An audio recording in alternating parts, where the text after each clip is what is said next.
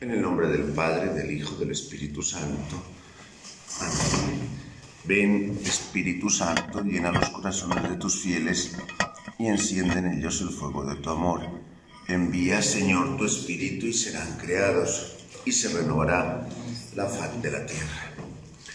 Oh Dios, que iluminaste los corazones de tus fieles con la luz del Espíritu Santo, haz que, guiados por este mismo Espíritu, saboreemos la dulzura del bien y gocemos siempre de su divino consuelo por Cristo nuestro Señor.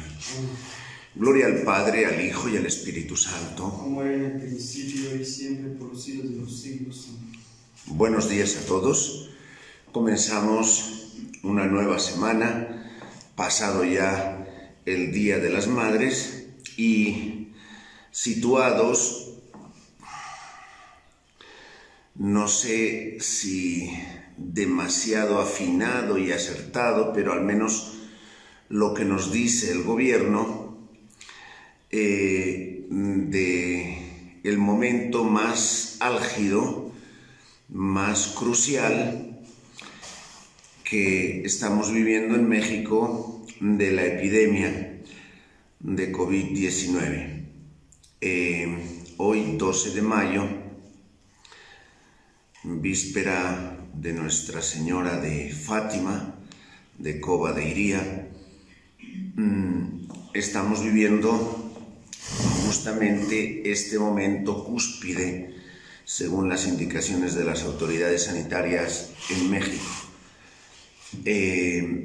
Un momento ciertamente donde los hospitales están saturados, a pleno funcionamiento, y donde el mundo entero está tratando de buscar una solución a esta situación que vivimos de manera muy preocupante por parte de unos y de otros. Quienes están contagiados, pues están viviendo un momento de incerteza, de zozobra, de dificultad muy fuerte. Quienes no están contagiados, pues también viven un momento de susto, de amenaza. Cualquier actividad, cualquier salida a la calle puede ser un motivo de contagio. Por lo tanto, la recomendación en este momento es a permanecer lo más aislados posibles. Bueno, vamos a iniciar pues este momento de meditación en este contexto, en estas circunstancias, y nadie nos impide, en todo caso, por una parte, vivir ese compás de los Hechos de los Apóstoles, que son la lectura que nos va marcando el oficio de lectura durante todos estos días, que es la narración de las condiciones en las que surge la Iglesia. En segundo lugar, vamos viendo esta meditación acompañados de los primeros, de los santos padres normalmente, los primeros autores cristianos. Perdón. Hoy nos acompaña Cirilo de Alejandría. Y cada día nos va desvelando esta lectura, esta segunda lectura, lo que llamamos una catequesis mistagógica, es decir, una invitación supuesta, esa catequesis básica, ese conocimiento básico, fundamental de los misterios de Cristo.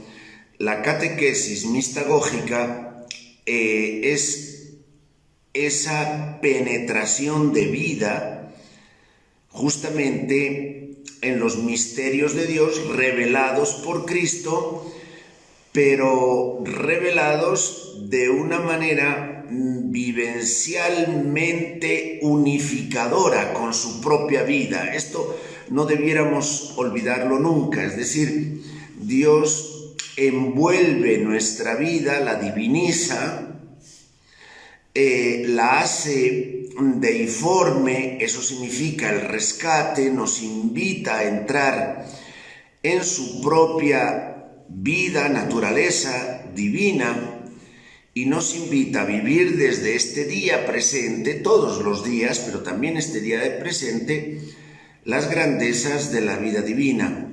Eso supone realmente un ejercicio para los que estamos en esta tierra, un ejercicio de vida.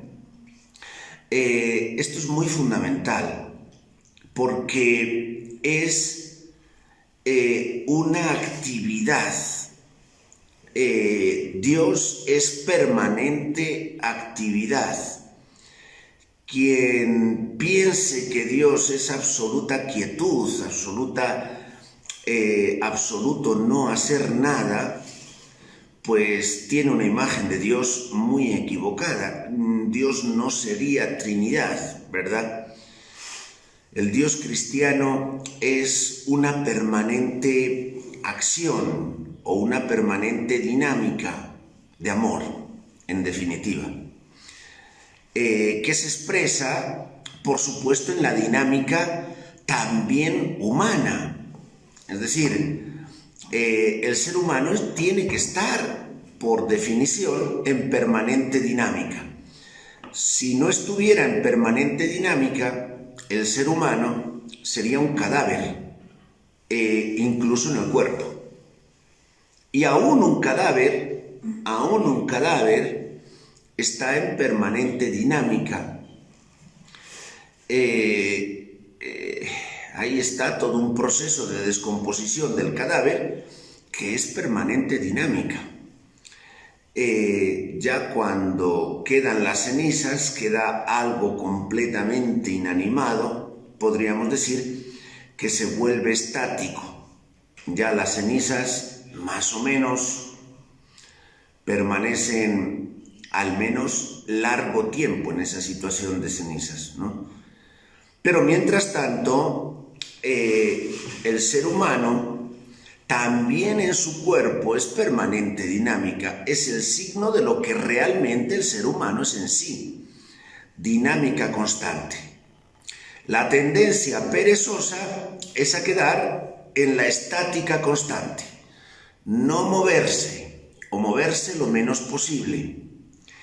Y algunas veces se nos invita y se nos justifica, como esta época en la que estamos, trata de aislarte. Trata de vivir encerrado, trata de no moverte. Así se nos dice desde las autoridades sanitarias para que quede paralizado el virus del COVID-19. Bueno, son situaciones absolutamente excepcionales, pero nadie no quiere decir en absoluto que nos tengamos que quedar en una situación de inanición, tampoco en estas situaciones. Es decir, el corazón vive, la vida vive, el espíritu vive, aunque en un momento determinado tengas que estar en unas condiciones de cierto confinamiento físico, corporal. Pero creo que queda claro que nuestra vida, si no es dinámica, vamos viviendo, digamos, a ritmo de mediocridad, a ritmo realmente poco cristiano.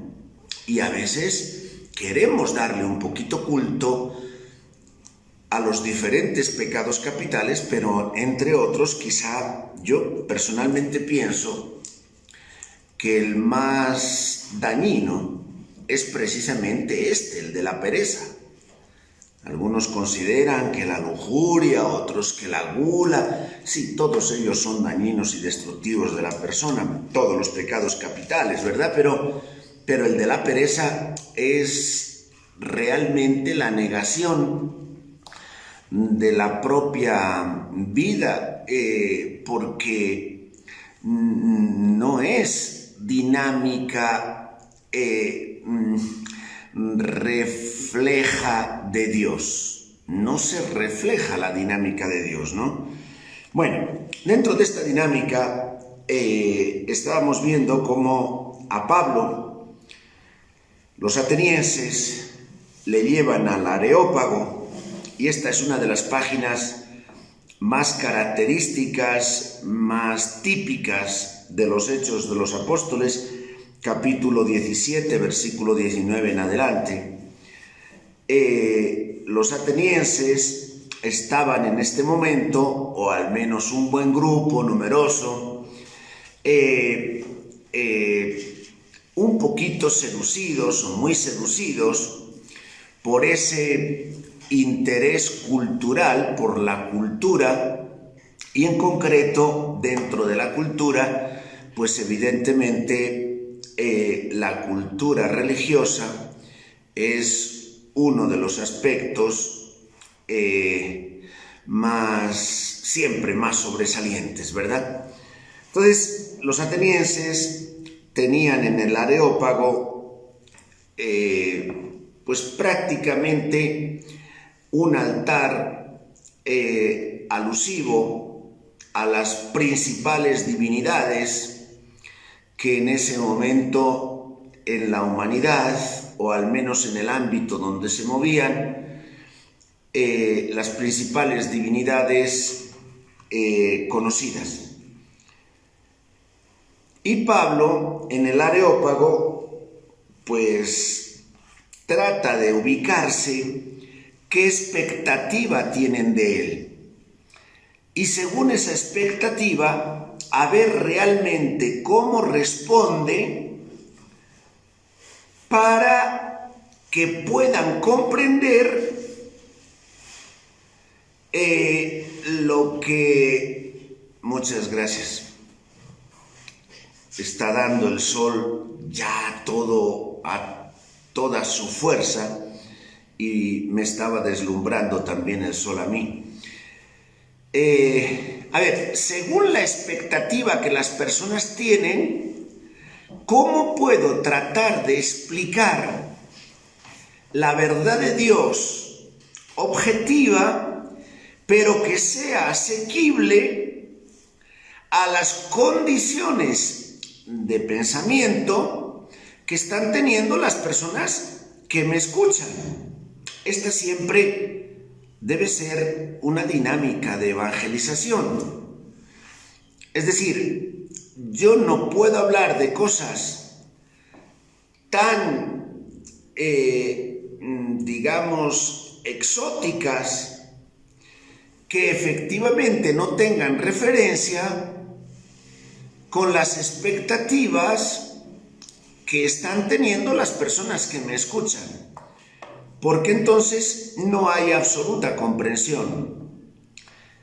En un medio judío, a Pablo no le es difícil ir justificando en el trasfondo de la historia del pueblo de Israel, ir justificando la historia de Jesús, porque en realidad trata de demostrar permanentemente Pablo y los apóstoles que la historia de Jesús responde a lo anunciado en los profetas, a la Sagrada Escritura, a los tipos y antitipos, es decir, a esos esquemas delineados de cómo es la esperanza de Israel, y presentar entre los judíos la contradicción con la que se presenta Jesús es difícil, pero bueno, más o menos aún en el contraste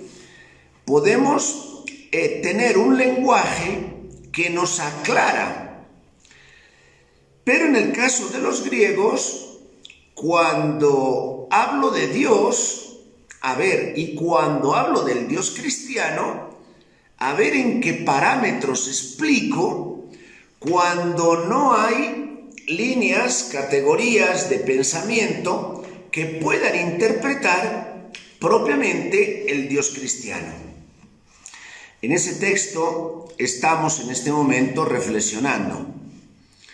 Y bueno, a nadie se le escapa de que lo mismo que Pablo en Atenas, en el Areópago, también nosotros hoy tenemos el desafío de presentar al Dios cristiano, que realmente es conocido, más o menos conocido por la meditación, la oración, la participación en los sacramentos, la vida de la Iglesia, pero presentar al Dios cristiano en las expectativas propias de nuestro tiempo.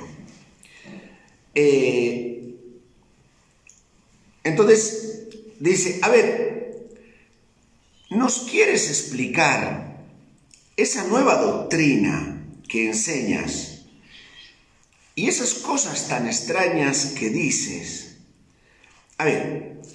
Explícanos, porque queremos saber qué es lo que dice todo eso. Repito que en el mundo griego estaban acostumbrados a todas las corrientes conocidas en la filosofía desde hacía 200, 300, 400 años, las diferentes corrientes de la reflexión del milagro griego. Las corrientes post-platónicas, post-aristotélicas y la idea religiosa en un cierto decaimiento cultural. Esto hay que reconocerlo en ese momento, pero de todas maneras, todas estas corrientes derivadas de esa reflexión que habían tenido los griegos, y Pablo, conocedor de la cultura griega, pues trata de explicar, no partiendo de las expectativas y parámetros judíos, sino partiendo precisamente de lo que está viendo delante. En el Areópago, Pablo ve todos los dioses, pero los griegos, por si acaso, entre todos los altares, uno de ellos tenían pues al Dios desconocido, a algún Dios por ahí que ni siquiera hemos oído hablar. También esa divinidad merece su alusión y su recuerdo. Bueno, entonces Pablo, ahí en esa situación, puesto en pie, dice, ustedes son hombres religiosos y contemplando los diferentes altares, he hallado esta inscripción en uno de ellos, al Dios desconocido. Pues bien, a ese Dios desconocido es al que yo vengo a anunciarles. No dice Pablo que vengo a hablar de él, vengo a dar explicaciones, no, vengo a anunciarles. Pablo a lo que va. Y en ese contexto tan común en el que nos podemos encontrar nosotros hoy.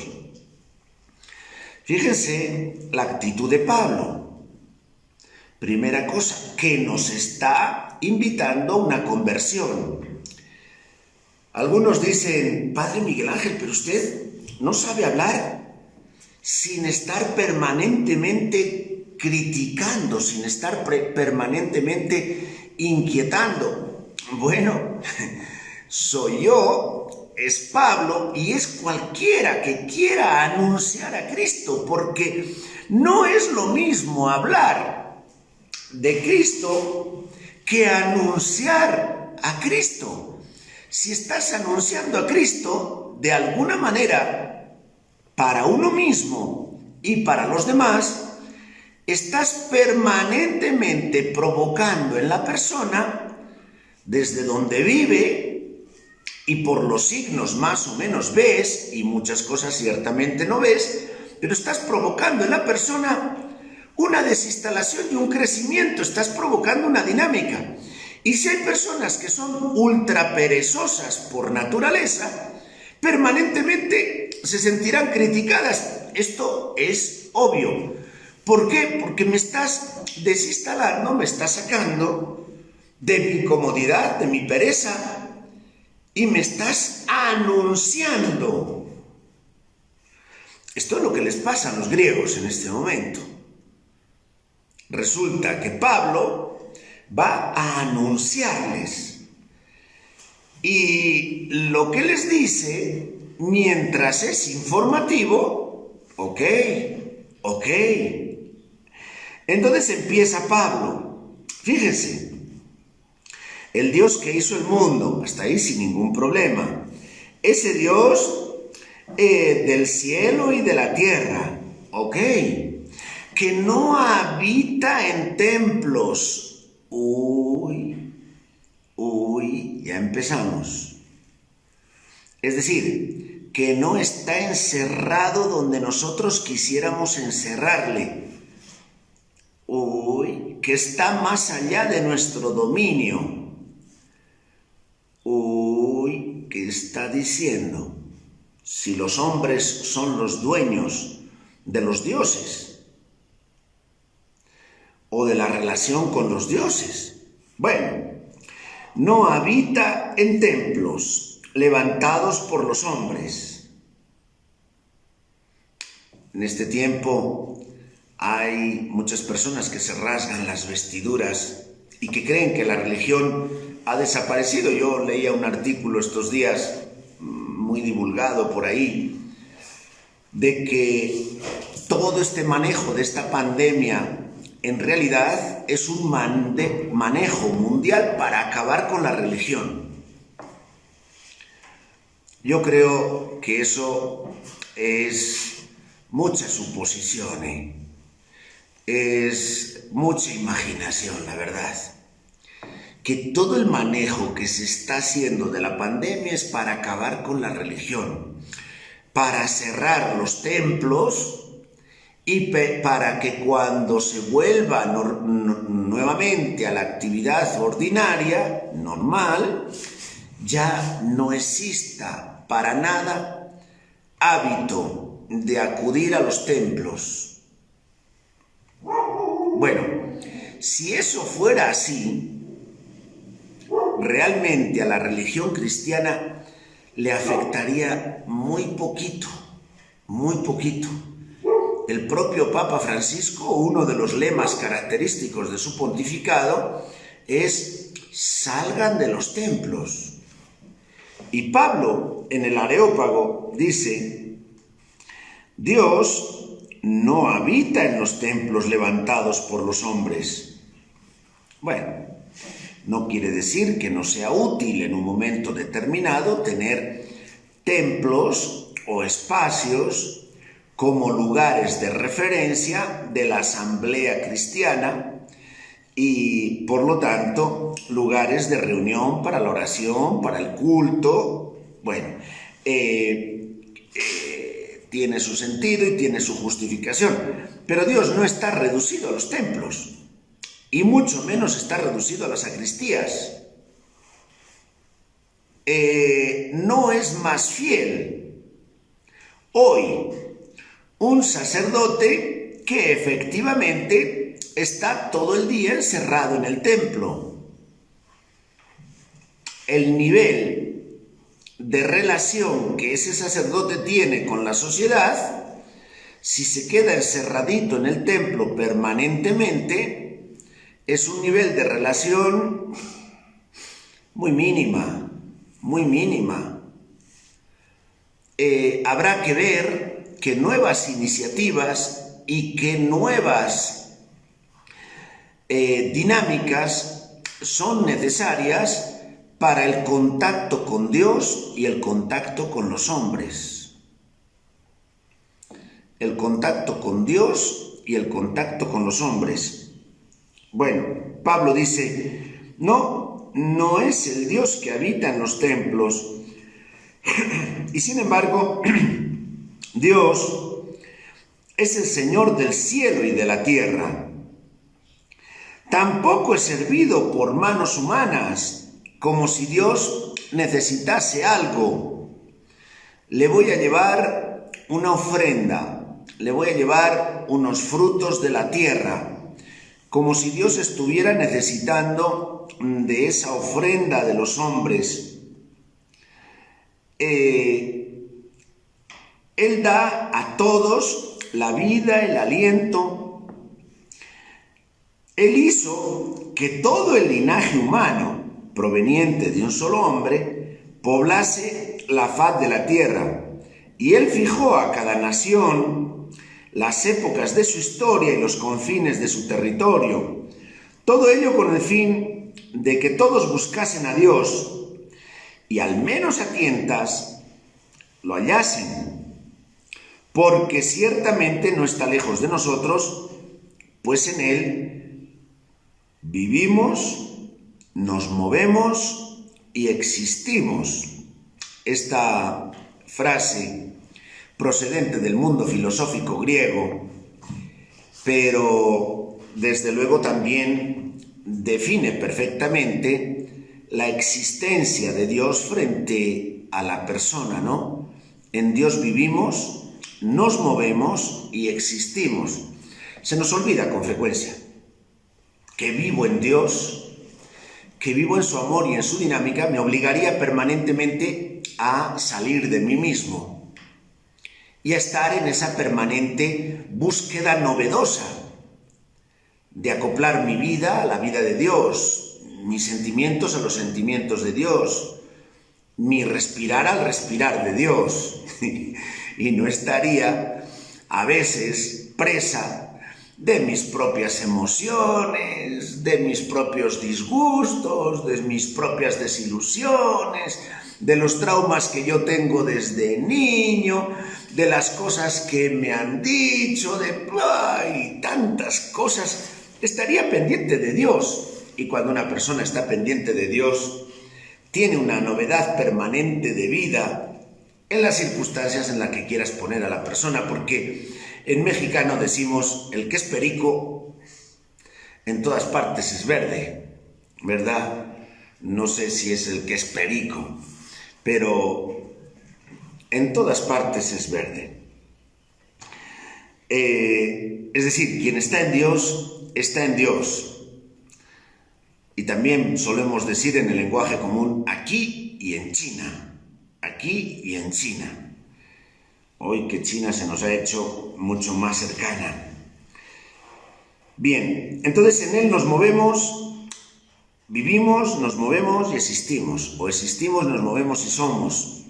Las traducciones varían quizá un poquito, pero la idea es ese permanente estar introducidos en el ámbito de Dios, que en el sentido cristiano es más radical de lo que nos podríamos imaginar y que nunca llegamos a comprender suficientemente. Bueno, así lo dicen los poetas de ustedes, dice Pablo. Somos de su linaje, ¿ok? Si somos del linaje de Dios, no debemos figurarnos que la divinidad es semejante al oro, la plata, la piedra, la madera o cualquier cosa que procede del ingenio humano. Menos a esas imágenes un poquito manipuladas de nuestra propia imaginación que nos hace hacer un Dios a nuestra conveniencia y a nuestro capricho. Me pide Dios, a ver, ¿qué te pide Dios? Pues me pide Dios que esté tumbado todo el día en la cama, o que esté todo el día chateando superficialidades en internet. Eso me pide Dios. Que esté todo el día buscando a ver cómo distraerme, más distraído todavía. No, cómo pasar mi tiempo, cómo matar el tiempo. Eso me pide Dios. Me pide Dios que esté al tanto de los adelantos y de los entretenimientos que va produciendo la mente humana. Bueno, pues no te los acabarás.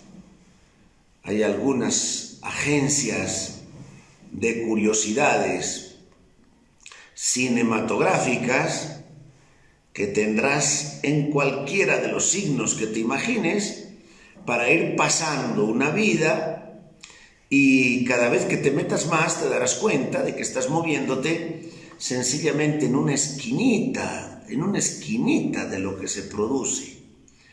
Tú mira a ver cuántas producciones tiene a disposición Netflix y la verdad ni siquiera sé lo que estoy diciendo porque ni conozco Netflix, ¿verdad? Pero ponte en una esquinita y vete pasando la vida poco a poco, entretenido entre los entretenimientos que se te propician. De cualquier signo, bueno y malo. Escoge lo que te parezca, ¿verdad? Y hazte la vida realmente a la carta. Sírvete y organiza tu vida como te parezca. Bien, pero no estás buscando de manera objetiva a Dios. Este es como el contraste de Pablo con los griegos. Así lo han dicho algunos de ustedes, pues. Pero ahora Dios ha dejado pasar estos tiempos de ignorancia como si no los viese. Pero ahora Dios anuncia a los hombres que todo y en todas partes deben convertirse, porque ha fijado un día para juzgar al mundo con la justicia por medio de un hombre, a quien ha establecido para este fin.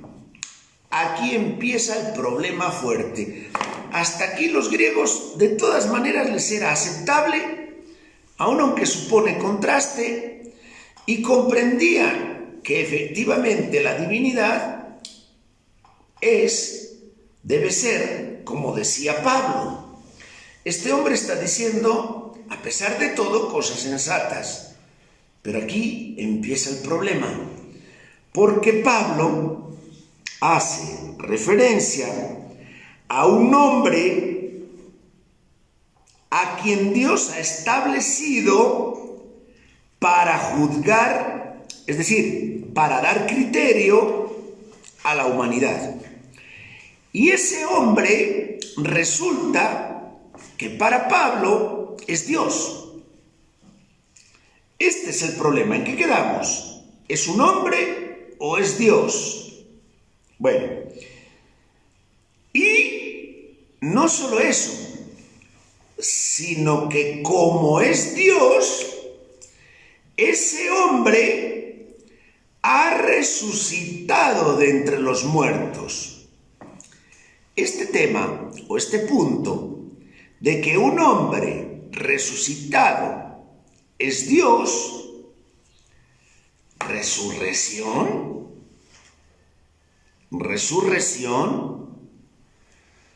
además, si estás hablando de la resurrección, quiere decir que el alma que murió, si resucita es porque murió, sí o sí. Esto es obvio. Y si murió, estás negando la inmortalidad de la persona. Para los griegos, la inmortalidad del ser humano era la clave para comprender y relacionarse con Dios. El ser humano es inmortal. Eso, desde luego, era una especie de dogma común de cualquier corriente filosófica un poco seria.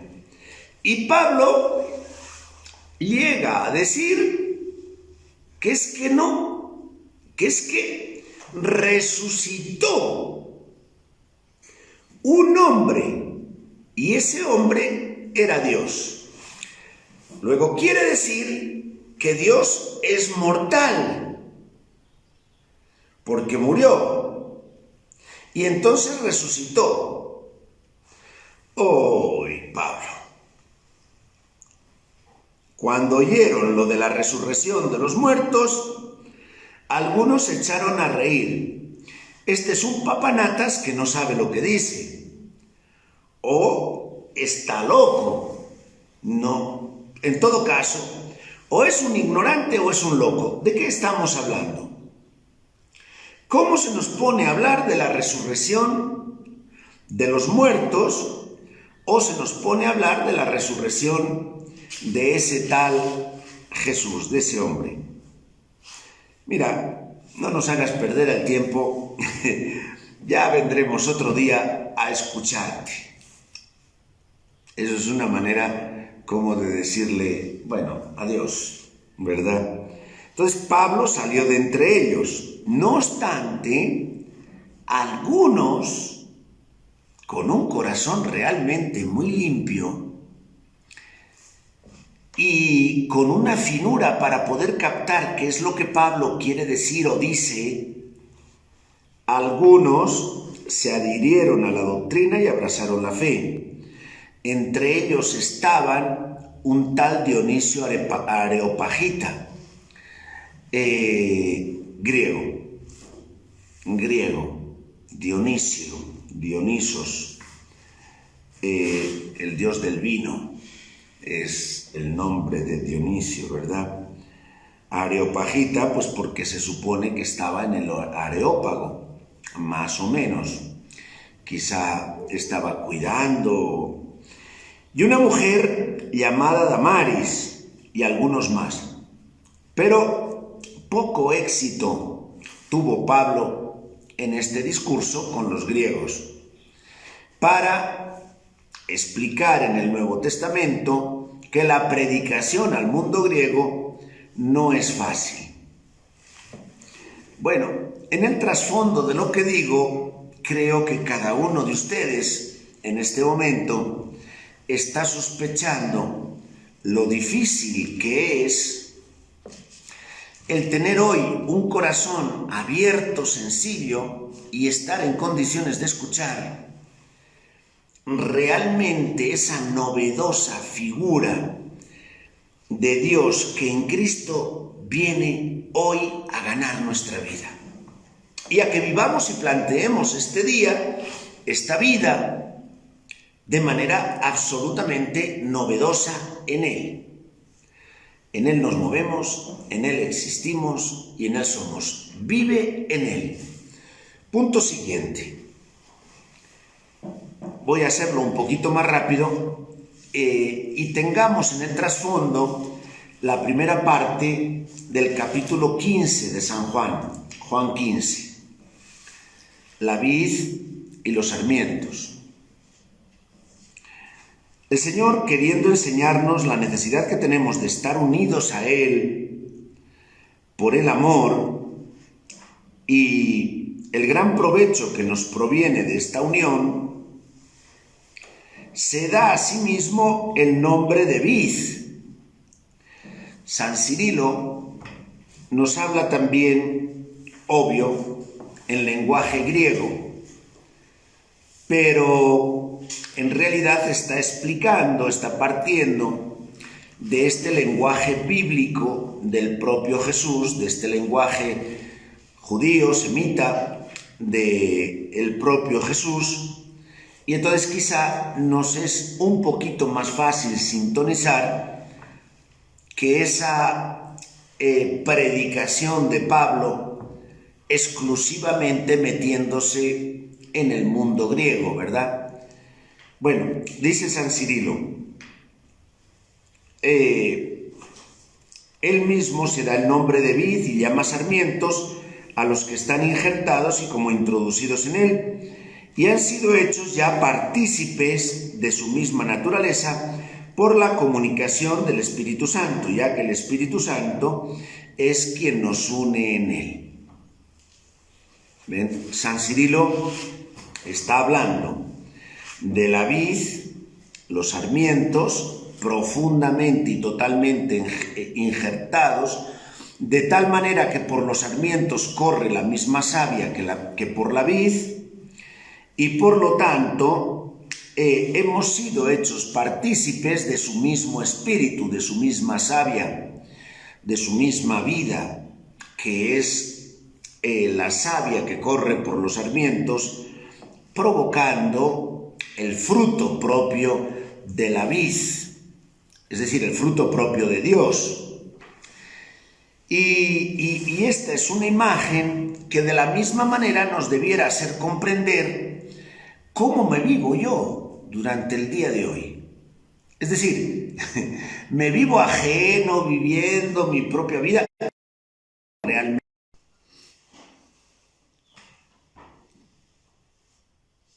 creo que faltan unos minutos. Creo que nuevamente estamos conectados. Creo que se ha desconectado por algún momento. Entonces, estaba diciendo que el fruto propio de la vid, las uvas, siempre están ubicadas en los sarmientos. Es decir, Dios nos ha destinado a que demos fruto y un fruto abundante. Esto lo debemos ver como característica siempre de nuestra vida. Cada uno, según las circunstancias en las que vive ordinariamente, tendrá que ver cómo son los frutos. Pero el fruto siempre, a fin de cuentas, es el fruto de una vida orientada hacia el amor. Y concretamente, según el carisma de Gengu, es al amor cristiano.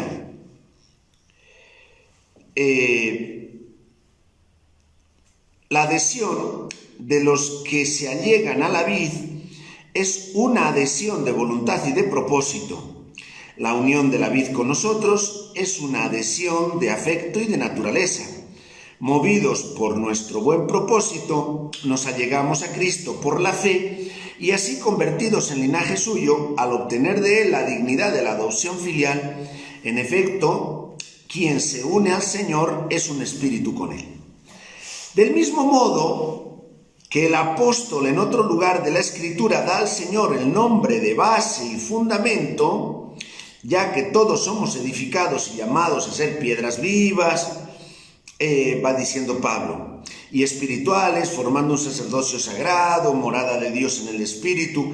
No existe otro modo con el que podamos ser así edificados si no tenemos a Cristo por fundamento. También en el mismo sentido, el Señor da a sí mismo nombre de vid como madre, como educadora, como sostén, como raíz de los propios sarmientos. Entonces, queda claro, la vid y los sarmientos son una imagen adecuada para explicar y comprender y vivir mi vinculación profunda con Cristo. Ahora, una cosa es que la imagen la comprenda mentalmente, otra cosa es que me trabaje para que efectivamente mi ser, mis sentimientos, todo lo que constituye mi vida esté injertado propiamente en la vid, porque es que puedo escuchar las pautas, como me decían algunos de ustedes durante estos días, puedo tener una lesión maravillosa, comprenderla como una lesión de teología, pero en el fondo continuar mi día viviéndolo según mis propios instintos, según mis propias inercias, según mis propios comportamientos que nada tiene que ver con el Evangelio. Pues entonces, vaya meditación que estás haciendo y vaya verdad que informa tu vida de la vid y los sarmientos. Pues no está teniendo mucho que ver y mucha acción en tu vida. Entonces, hemos sido regenerados por Él y en Él. Y en el Espíritu para que demos frutos de vida. No de aquella vida antigua y ya caduca, es decir, frutos de enojo, que son los frutos que a veces tenemos. Frutos de rabia, frutos de cansancio, frutos de capricho, frutos,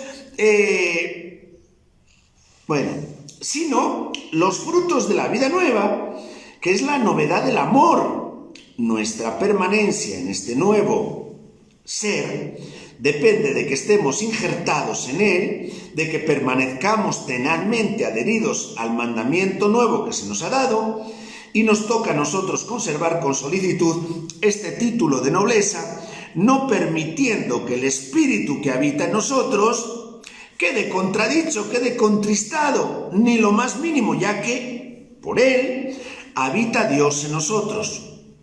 Entonces el evangelista Juan nos enseña sabiamente de qué modo estamos en Cristo y en nosotros cuando dice, mira, en esto conocemos que permanecemos en Él y Él en nosotros, en que nos ha dado su Espíritu. ¿En qué notas durante el día que tú permaneces en Dios y Dios permanece en ti? Pues lo notas en que vives su Espíritu. Y ese Espíritu de Dios que a veces, ya preparándonos para Pentecostés, ¿verdad?, nosotros reconocemos como espíritu de vida, de amor, de verdad, de justicia, de paz, etc. Bueno, pues ese es el espíritu característico y propio del cristiano que efectivamente lo desenvuelve de manera permanente, y en esa situación, lógicamente, quien es padre, madre de familia, educa a sus hijos, quien se está moviendo entre sus vecinos, ese clima crea, quien es evangelizador, en ese espíritu impulsa, quien es, qué sé yo, trabajador en cualquier empresa, en ese espíritu promueve. Ese signo de ese espíritu, eso es vital propiamente como testimonio cristiano. Y no hay otro medio de evangelización que no sea a través, a fin de cuentas, del testimonio de vida. En efecto, del mismo modo que la raíz comunica a las ramas su misma manera de ser, así también el Verbo unigénito de Dios infunde en los santos un cierto parentesco de naturaleza con Dios Padre y consigo mismo, otorgando el Espíritu y una santidad omnímoda, principalmente a aquellos que están unidos a Él por la fe, a quienes impulsa su amor, infundiendo en ellos el conocimiento de la virtud y la bondad. Santidad omnímoda. ¿Qué significa? Santidad en todos los campos, santidad en todos los modos, santidad en todos los aspectos. No puede ser, yo soy santidad en un aspecto y en otro aspecto no. Bueno, pues si quieres seleccionar de esa manera los ambientes de santidad, poca santidad habrá. Realmente, quien es perico en todas partes es verde. No escojas demasiado los ámbitos en los que te toca vivir la santidad. La vida te los da, las circunstancias que tienes delante, los problemas de la comunidad que te rodea, te están marcando permanentemente el espacio de compromiso y de santidad y el discernimiento comunitario en el ámbito evangélico. Hay algunos que se vuelven ya rejegos y protestones respecto a todo. Le dices, oye, es que esto no es así. Bueno, pues es que esto tampoco es así. Es que esto no es así, tú tampoco. Bueno, pues, ok. Pues ya al final tienes que acabar dejando a la persona que siga pues con sus propias inercias que nada tienen que ver con el Evangelio. Hoy es un día apropiadísimo, víspera de esta gran fiesta de la Virgen de Fátima.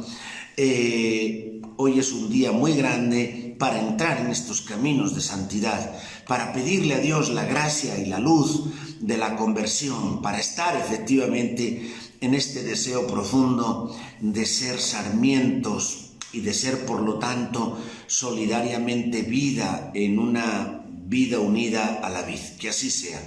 Disculpen la interrupción, debió ser algún fallo de señal en la conexión en este momento, pero gracias a Dios creo que todo continúa bien. Muchas gracias, que pasen un feliz día y a trabajar.